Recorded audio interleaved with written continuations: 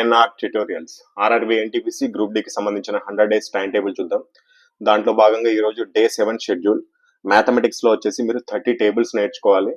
So ఎవరైనా సరే mathematics start చేసే ముందే చెప్తారు ఈ మాట, కానీ నేను మధ్యలో చెప్తున్నాను. ఎందుకు అంటే మీకు ఈ ఆల్రెడీ ఒక 4-5 చాప్టర్స్ అయినాయి మనకి. సింప్లిఫికేషన్స్ అని చెప్పేసి, లేకపోతే యావరేజ్ అని చెప్పేసి, పర్సంటేజ్, ప్రాఫిట్ అండ్ లాస్, ఇట్లాంటి కొన్ని చాప్టర్స్ చేసాము.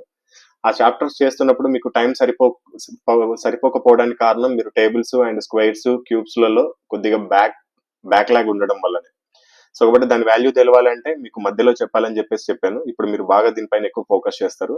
మ్యాథమెటిక్స్ లో గుర్తుపెట్టుకోండి, 30 టేబుల్స్ ప్లస్ 30 స్క్వేర్స్. అంటే 28 స్క్వేర్ ఎంత అంటే అక్కడ పెన్ను పెట్టాల్సిన అవసరం లేదు. ఆ విధంగా మీరు దాన్ని ఇంకా బై హార్ట్ అన్నా చేయండి, ఇంకా అంతకంటే చేసేది ఏం లేదు. అండ్ 30 క్యూబ్ వరకు, 30 టేబుల్స్, 30 స్క్వేర్స్, 30 క్యూబ్ వరకు.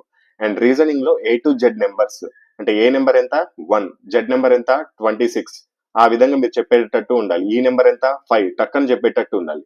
మళ్ళీ రివర్స్ లో జెడ్ నెంబర్ ఎంత రివర్స్ లో 1, ఏ నెంబర్ ఎంత రివర్స్ లో 26, ఆ విధంగా చేయాలి. ఫస్ట్ ఏ నుంచి జెడ్ వరకు సీరియల్ నెంబర్స్, రివర్స్ ఆర్డర్ లో జెడ్ నుంచి ఏ వరకు సీరియల్ నెంబర్స్, మళ్ళీ మధ్య వరకు కూడా ఏ నుంచి ఎం వరకు. అంటే ఏ అనే అక్షరం యొక్క నెంబర్ ఎంత 1 అవుతుంది. ఎం అనే నెంబర్ యొక్క అక్షరం ఎంత 13 అవుతుంది. ఎం నుంచి కూడా మళ్ళీ రివర్స్, ఎం అంటే 1, ఏ అంటే ఎంత 13, మళ్ళీ ఎన్ అంటే 1, జెడ్ అంటే 13, మరి జెడ్ అంటే 1, ఎన్ అంటే 13. ఆ విధంగా మీరు మొత్తం క్లియర్ గా రీజనింగ్ లో నేర్చుకోవాల్సి ఉంటుంది. ఇవి main important. Coding and decoding లో టైం సరిపోకపోవడానికి కారణం కూడా ఈ A to Z నెంబర్స్ సరిగా తెలియకపోవడమే. అక్కడ ఎగ్జామినేషన్ హాల్లో వేల పైన లెక్క పెట్టుకోవడం, ఇలాంటి పనులు చేయకూడదు. ఖచ్చితంగా టీ అంటే 20, అక్కడ వచ్చేయాలి నెంబర్ అంతే.